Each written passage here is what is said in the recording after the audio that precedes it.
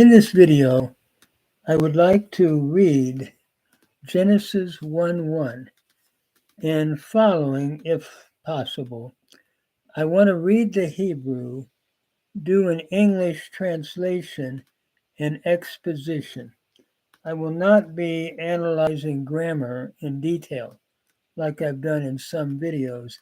This is going to be mainly an exposition, but from the Hebrew text into English. So we begin with verse 1. Bereshit bara Elohim et ha-shamayim ve'et ha'aretz. In the beginning, God created the heaven and the earth. It's looking at God as the creator, the sovereign, who created heaven and earth in the beginning. There's no argument of proof for the existence of God. It just begins with what he has done in this perfect work of creation. It is interesting as we look at verse 1, there are 7 words. That's another thing we're going to see, a series of sevens in verse 1. But Bereshit is 1, Bara is 2, Elohim is 3, 8 is 4, Hashemayim is 5, the 8 is 6, Ha'aretz is 7.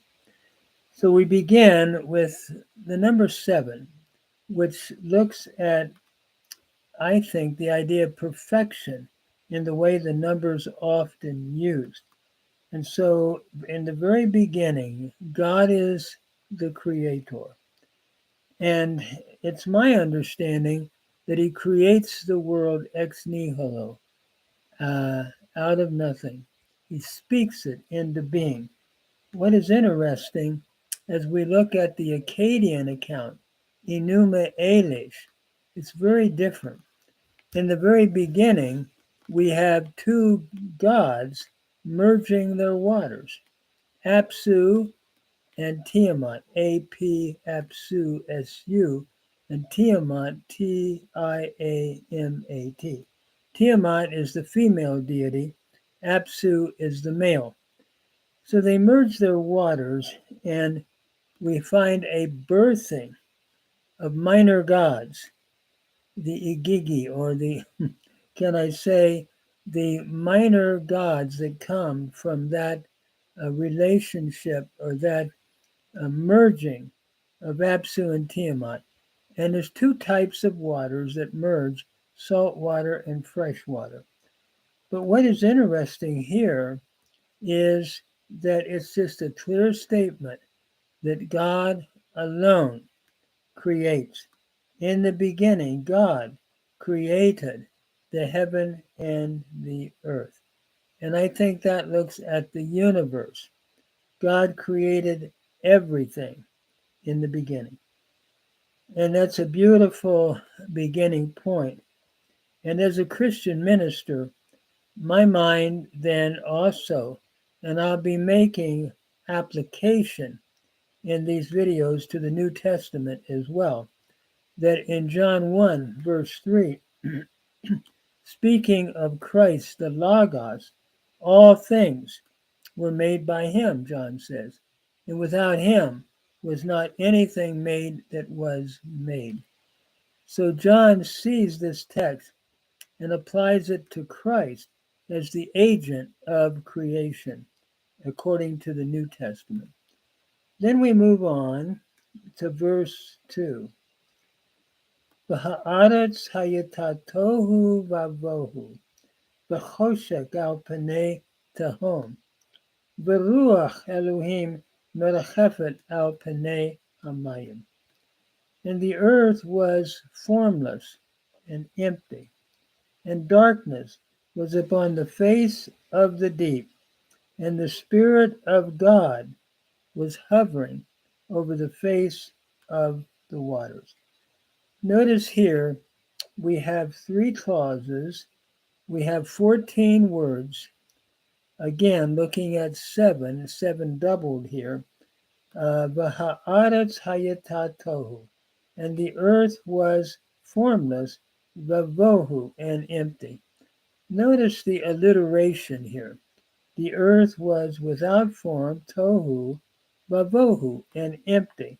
And he's using, or the text is using, alliteration to show the emptiness. You can almost hear it. Tohu vavohu. That's the way the earth was when it was first created. And then secondly, v'choshek al panei tahom. And darkness was upon the face of the deep. Tahom is like the world ocean that surrounded the earth in the beginning. Uh, so darkness was upon the face of the Tahom, or the deep. The third clause, V'ruach Elohim merachefet al panei hamayim. And the Spirit of God was hovering over the face of the waters. That phrase has been debated. Is it hovering or is it soaring? Some want to translate it, the Spirit of God was soaring, looking at storm imagery over the face of the waters. And in Ugaritic, the Rachaf can have the idea of soaring. However, I guess, I mean, it could be storm imagery. I tend to understand it as hovering, that God is hovering, getting ready to bring new life, getting ready to bring a birthing of his own through his word. So the earth then was without form and void. It was empty. It was vacant. It was without form and it was void, totally void. And I love that alliteration, tohu vavohu. And darkness was upon the face of the Tahom, the deep or the waters surrounding the earth, and the Spirit of God was hovering over the face of the waters. 14 words. V'ha'aretz 1, Hayatah 2, Tohu 3, Vavohu 4. V'choshek 5, Al Panei 6, 7, Tahom, Al Panei Tahom 8, V'ruach Elohim 9, 10, Merachefet hovering 11, Al 12, Panei 13, Hamayim 14. And this is not a new discovery of mine. I remember reading this in Kasuto a long time ago on his wonderful work on the book of Genesis. So this is a very thought out text. It was not just thrown together, but we see tremendous, can I say, poetic genius thinking this text out. So from that beginning point, God then speaks. Vayomer Elohim yehi or vayehi or. And God said, let there be light, and there was light. Notice the first thing that God creates in the midst of the darkness is light. God speaks, yehi or, let there be light, and there was light. And then, Vayar Elohim et ha'or ki tov, vayivdel Elohim bein ha'or uvein ha'choshek. Notice it reads, and God saw the light, that it was good. And God caused a division between the light and between the darkness. God saw the light, that it was good. And he caused a division between the darkness and the light. And he calls to the light. And notice it says, Vayikra Elohim la'or yom. It's like a king on the throne, is the imagery behind the text here, I believe. And so God called literally to the light and said, in other words, you're going to be day. V'lachoshek kara laila. God called to the light yom, day. V'lachoshek kara laila. And to the night, to the darkness, he called night. And then Vayehi Erev, Vayehi Boker, Yom Achad. And there was evening, and there was morning, day one. So notice again, we complete the first day of creation by God creating day and night. And he's like a king on the throne. He calls to the light and he says, you're going to be day. And he calls to the night or the darkness and he says, you're going to be a night. And light, you're going to be day. Beautiful imagery of the king on the throne. And so there was evening and there was morning, day one. There's a big debate about the word yom. Some want to see it more than a 24-hour period, and some of the arguments would be that in Genesis chapter 2, verse 4, the text reads that day seems to encompass the whole week. Notice it reads, verse 4, Ela Toledot, these are the generations of the heaven and the earth when they were created, B'yom Asot, in the day that God made the heaven and the earth, and so forth. So some argue and say Yom does not necessarily then have to be a 24-hour day, even here in Genesis. It's used of the whole creative week. However, others argue and say, since he has that recurring statement, there was evening and there was morning, day one, we're looking at more of a 24-hour day sequence rather than a period of time. So those are the two basic thoughts relative to that. But the thing I want to say as I come to the New Testament, John again gives a Christological application of this great text. He says, all things were made by Christ. Without him was not anything made that was made. And then it goes on to say that Jesus Christ is not only the agent of creation, but he became the light of the world. And the darkness was overcome by Christ, by the Word.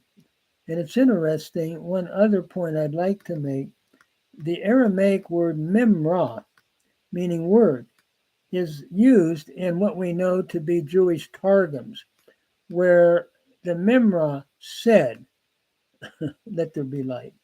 The memra is the word of God, but it's also used for God himself. For example, if you read in the Targum, some of the Targums, that is the Jewish Aramaic translations or commentaries that were oral and then were put into writing, the word memra is often used in the accounts looking at God and the memra interchangeably. The word memra meaning word in Aramaic. And so some would read John 1:1, in the beginning was the memra.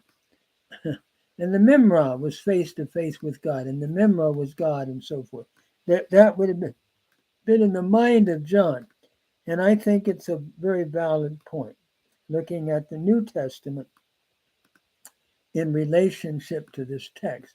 And of course, the New Testament goes on to apply it to Christ, where Christ has overcome the darkness, looking at how he conquers darkness through his life, death, and resurrection, the darkness of sin and the darkness of the human heart. Christ has conquered, and that is talked about in John a lot, where Jesus says, I am the light of the world. And the light shines in darkness, John says, but the darkness could not mug it, could not take it down. The light conquers the darkness and continues to shine because of the resurrection. So Genesis 1:1-3, is a wonderful text. And when we look at it through the lenses of the New Testament, it is Christologically applied to Jesus Christ by use of the idea memra, meaning word, that we find in the Jewish Targums, and looking at even this text, and God said, let there be light. God speaks and there's light. Jesus speaks light into the world by his coming and by his presence. May we come to that light and let Christ illuminate our lives.